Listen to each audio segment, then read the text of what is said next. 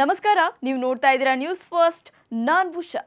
ಪಂಚೆ ಅಂದ್ರೆ ಅವಮಾನನ? ಖಂಡಿತ ಇಲ್ಲ. ಇವತ್ತು ಪಂಚೆ ಅಂದ್ರೆ ಗೌರವ. ಪಂಚೆ ಉಟ್ಟವರಿಗೆ ವಿಶೇಷ ಗೌರವ. ಇಡೀ ದಕ್ಷಿಣ ಭಾರತದಲ್ಲೇ ಪಂಚೆ ಉಟ್ಟವರನ್ನು ಗೌರವವಾಗಿ ಕಾಣುವಂತೆ ಮಾಡಿದ ಕೀರ್ತಿ ಆ ಒಬ್ಬ ವ್ಯಕ್ತಿಗೆ ಸಲ್ಲತ್ತೆ. ಸಾಮಾನ್ಯ ಕಾರ್ಯಕ್ರಮಗಳಿಂದ ಹಿಡಿದು ಕಾರ್ಪೊರೇಟ್ ಸಂಸ್ಥೆಯ ಕಾರ್ಯಕ್ರಮಗಳವರೆಗೆ ಪಂಚೆ ಉಟ್ಟವರಿಗೆ ಮರ್ಯಾದೆ ತಂದುಕೊಟ್ಟ ಕೀರ್ತಿಯು ಆ ವ್ಯಕ್ತಿಗೆ ಸಲ್ಲತ್ತೆ. ಅಷ್ಟೇ ಯಾಕೆ, ಪಂಚೆ ಉಟ್ಟವರಿಗೆ 5 ಸ್ಟಾರ್ ಹೋಟೆಲ್ನವರು ನಮಸ್ಕರಿಸಿ ಸ್ವಾಗತ ಮಾಡುವಂತೆ ಮಾಡಿದ ಕೀರ್ತಿಯು ಅವರಿಗೆ ಸಲ್ಲತ್ತೆ. ಅವರೇ ಖ್ಯಾತ ಉದ್ಯಮಿ KR ನಾಗರಾಜನ್. ಇಷ್ಟು ಹೇಳಿದ್ರೆ ಬಹುಶಃ ನಿಮಗೆ ಗೊತ್ತಾಗದಿರಬಹುದು. ರಾಮರಾಜ್ ಸಂಸ್ಥೆಯ ಮಾಲೀಕ ಅಂದ್ರೆ ನಿಮಗೆ ಸುಲಭವಾಗಿ ಅರ್ಥವಾಗಬಹುದು. ಇವರು ತಮ್ಮ ಸಂಸ್ಥೆಯನ್ನ ಕಟ್ಟಿ ಬೆಳೆಸಿದ ರೀತಿ ಇದೆಯಲ್ಲ, ಅದು ಸ್ಫೂರ್ತಿಯನ್ನು ಕೊಡುವಂಥದ್ದು. ತಾವು ಅನುಭವಿಸಿದ್ದ ಅವಮಾನವನ್ನೇ ಅವಕಾಶವಾಗಿ ಪರಿವರ್ತಿಸಿಕೊಂಡವರು, ದೊಡ್ಡ ವ್ಯಕ್ತಿಯಾದವರು. ಅವರ ಸಾಧನೆಯ ಹಾದಿಯ ಜೊತೆ ಅವರ ಬಗ್ಗೆನೂ ತಿಳಿಸಿಕೊಡೋ ಉದ್ದೇಶವೇ ಇವತ್ತಿನ ಈ ಸ್ಪೆಷಲ್ ರಿಪೋರ್ಟ್. ನಾಗರಾಜನ್ ಅವರು 2012ರಲ್ಲಿ ತಮ್ಮ ಪಂಚೆಗಳ ತಯಾರಿಕೆಗೆ ದಾರವನ್ನ ಸಪ್ಲೈ ಮಾಡ್ತಿದ್ದವರ ಮಗಳ ಮದುವೆಗೆ ಹೋಗಿರ್ತಾರೆ. ಅವರ ಸ್ನೇಹಿತರೆಲ್ಲ ಸೂಟು ಬೂಟು ಹಾಕೊಂಡು ಹೋದ್ರೆ ಇವರು ಮಾತ್ರ ಪಂಚೆ ಬಿಸ್ನೆಸ್ ಮಾಡ್ತಿದ್ರಲ್ಲ, ಹೀಗಾಗಿ ಅವರು ಪಂಚೆಯನ್ನೇ ಹುಟ್ಕೊಂಡು ಹೋಗಿರ್ತಾರೆ. ಆದ್ರೆ ಪಂಚತಾರಾ ಹೋಟೆಲ್ನಲ್ಲಿ ಸೆಕ್ಯೂರಿಟಿ ಅವರನ್ನ ಒಳಗೆ ಬಿಡೋದಿಲ್ಲ. ನಾವು ದೊಡ್ಡ ಬಿಸ್ನೆಸ್ ಮ್ಯಾನ್ ಅಂದ್ರೂ ಸೆಕ್ಯೂರಿಟಿ ಒಳಗೆ ಬಿಡೋಕೆ ತಯಾರೇ ಇರೋದಿಲ್ಲ. ಸರಿ ಅಂತ ಸ್ನೇಹಿತರನ್ನ ಒಳಗೆ ಕಳಿಸೋ ಅವರು ಹೋಟೆಲ್ನ ಲಾನ್ ನಲ್ಲಿ ಕೂತು ಒಂದಷ್ಟು ವಿಚಾರಗಳ ಬಗ್ಗೆ ಆಲೋಚನೆ ಮಾಡ್ತಾರೆ. ತಮ್ಮಷ್ಟಕ್ಕೆ ತಾವೇ ಸುಮಾರು 1 ಗಂಟೆ ಕಾಲ ಚರ್ಚೆ ಮಾಡಿಕೊಂಡಿದ್ದಾರೆ. ಈ ಬಗ್ಗೆ ಸಂದರ್ಶನವೊಂದರಲ್ಲಿ ಅವರೇ ಹೇಳ್ಕೊಂಡಿದ್ದಾರೆ. ಪಂಚೆಗಳಿಗೆ ಸೊಸೈಟಿಯಲ್ಲಿ ವ್ಯಾಲ್ಯೂ ತರಬೇಕು, ತನಗೆ ಬಂದ ಪರಿಸ್ಥಿತಿ ಬೇರ್ಯಾರಿಗೂ ಬರಬಾರ್ದು ಅಂತ ಯೋಚನೆ ಮಾಡಿದವರು, ಸಾಮಾನ್ಯ ಜನರು ಪಂಚೆ ತೊಟ್ರೆ ಒಳಗೆ ಬಿಡೋದಿಲ್ಲ ಸರಿ, ಸೆಲೆಬ್ರಿಟಿಗಳು ಪಂಚೆ ತೊಟ್ರೆ ಒಳಗೆ ಬಿಡೋದಿಲ್ವಾ ಅಂತ ತಮಗೆ ತಾವೇ ಕೇಳ್ಕೊಳ್ತಾರೆ. ಬಳಿಕ ಪಾಪ್ಯುಲರ್ ಇರೋರು ಪಂಚೆ ತೊಟ್ರೆ ಪಂಚೆಗಳಿಗೆ ವ್ಯಾಲ್ಯೂ ಬರುತ್ತೆ ಅಂತ ಡಿಸೈಡ್ ಮಾಡಿ ನೆಕ್ಸ್ಟ್ ಡೇನೇ ಅಡ್ವರ್ಟೈಸ್ಮೆಂಟ್ ಏಜೆನ್ಸಿಗಳ ಜೊತೆ ಚರ್ಚೆ ಮಾಡ್ತಾರೆ. ಆದರೆ ಯಾರ ಐಡಿಯಾಗಳು ನಟರಾಜನ್ ಅವರಿಗೆ ಇಷ್ಟಾನೇ ಆಗೋದಿಲ್ಲ. ಕೊನೆಗೆ ತಮ್ಮ ಅನುಭವವನ್ನೇ ಜಾಹೀರಾತು ಮಾಡೋಕೆ ಪ್ಲಾನ್ ಮಾಡ್ತಾರೆ. ಅದು ಮತ್ತಷ್ಟು ಇಂಟ್ರೆಸ್ಟಿಂಗ್.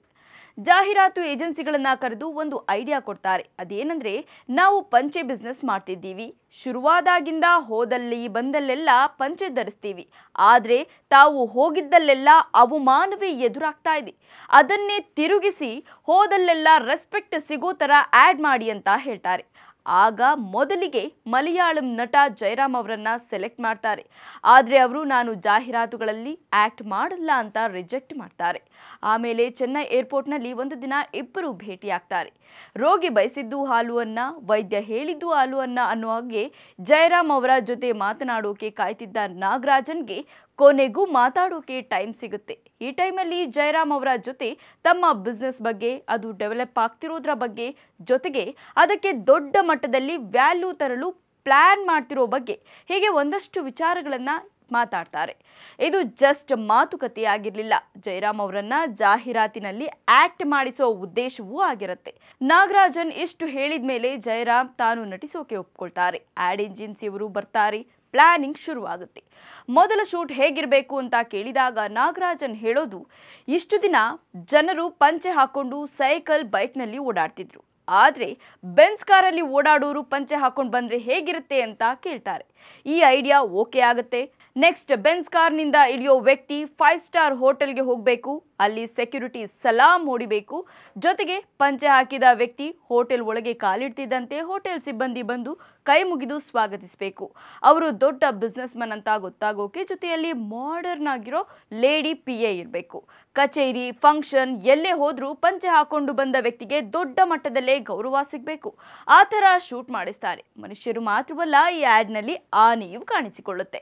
ಬಳಿಕ ಆ್ಯಡ್ ರೆಡಿ ಆಗುತ್ತೆ. ಸೋಷಿಯಲ್ ಮೀಡಿಯಾ ಆಗ್ತಾನೆ ಹೆಚ್ಚಾಗ್ತಿದ್ದ ಕಾಲದಲ್ಲಿ ಪ್ರತಿ ಮನೆಗೂ ಜಾಹೀರಾತು ತಲುಪೋ ಹಾಗೆ ಮಾಡ್ತಾರೆ. ಟಿವಿ, ಥಿಯೇಟರ್ನಲ್ಲಿ ಪದೇ ಪದೇ ಹಾಕೋ ಮೂಲಕ ಜನರಲ್ಲಿ ಹೊಸ ಬದಲಾವಣೆಗೆ ನಾಂದಿ ಹಾಡ್ತಾರೆ. ಯುವಕರಿಂದ ಹಿಡಿದು ಮುದುಕರವರೆಗೆ ಎಲ್ಲರಿಗೂ ಪಂಚೆ ಮೇಲೆ ಲವ್ ಆಗೋ ಹಾಗೆ ಅದರ ಮೌಲ್ಯ ಹೆಚ್ಚಿಸ್ತಾರೆ. ಯಾವುದೇ ಮೀಟಿಂಗ್, ಕಾರ್ಯಕ್ರಮ ಇದ್ರೂ ಅಲ್ಲಿ 10ರಲ್ಲಿ ಒಬ್ಬರಾದ್ರೂ ಪಂಚೆ ಹಾಕುವಂತಾಗತ್ತೆ. ಬಳಿಕ ಮಾರ್ಕೆಟ್ನಲ್ಲಿ ರಾಮರಾಜ್ ಪಂಚೆಗಳಿಗೆ ಬಹಳ ಬೇಡಿಕೆ ಬರುತ್ತೆ. ಮಾರ್ಕೆಟ್ನಲ್ಲಿ ಈಗ ರಾಮರಾಜ್ ಕಂಪನಿಗೆ ದೊಡ್ಡ ಹೆಸರಿದೆ. ಇಂಥ ಕಂಪನಿಯ ಮಾಲೀಕ KR ನಾಗರಾಜನ್ ಲೈಫ್ ಬಗ್ಗೆಯೂ ಒಂದಷ್ಟು ಇಂಟ್ರೆಸ್ಟಿಂಗ್ ವಿಚಾರಗಳಿವೆ. ಇವರದ್ದು ಕೃಷಿ ಕುಟುಂಬ. ಮೂಲತಃ ಕೃಷಿ ಕುಟುಂಬದಲ್ಲಿ ಜನಿಸಿದ್ದ ನಟರಾಜನ್ ಅವರ ತಂದೆಗೆ ಎರಡನೇ ಮಗ. ತಮಿಳುನಾಡಿನ ಕೊಯಮತ್ತೂರಿನ ಅವಿನಾಶಿ ಗ್ರಾಮದಲ್ಲಿ ಜನಿಸಿದ್ದಾರೆ. 8ನೇ ತರಗತಿವರೆಗೂ ಹಳ್ಳಿಯೊಂದರಲ್ಲಿ ಓದಿದ್ದ ಅವರು ಹೈಸ್ಕೂಲ್ನ ನಗರದಲ್ಲಿ ಕಲಿತಾರೆ. ಇದೇ ಟೈಮ್ನಲ್ಲಿ ನಾಗರಾಜನ್ ಒಂದು ವಿಚಾರವನ್ನ ಬಹಳ ಸೂಕ್ಷ್ಮವಾಗಿ ಗಮನಿಸಿರ್ತಾರೆ. ಅದುವೇ ಪ್ರತಿ ಭಾನುವಾರ ತಮ್ಮೂರಿನ ಮೂಲಕ ಹಾದು ಹೋಗೋ ಅಂಬಾಸಿಡರ್ ಕಾರು.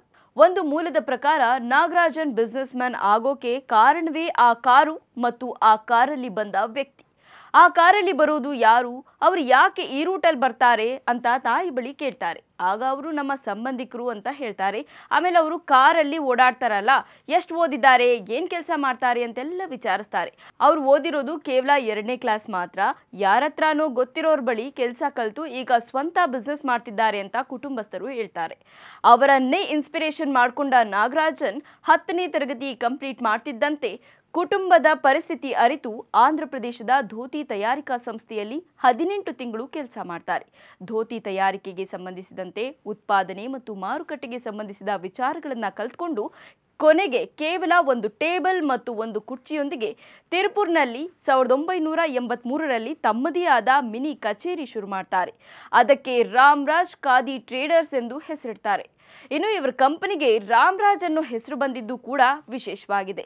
ತಮ್ಮ ತಂದೆಯ ಹೆಸರು ಮತ್ತು ತಮ್ಮ ಹೆಸರನ್ನ ಸೇರಿಸಿ ರಾಮರಾಜ್ ಅಂತ ಹೆಸರಿಡ್ತಾರೆ. ತಂದೆ ರಾಮಸ್ವಾಮಿಯಿಂದ ರಾಮ್, ಹಾಗೆ ನಾಗರಾಜನ್ನಿಂದ ರಾಜ್, ಎರಡನ್ನೂ ಸೇರಿಸಿ ರಾಮರಾಜ್ ಅಂತ ಕಂಪನಿ ಶುರು ಮಾಡ್ತಾರೆ.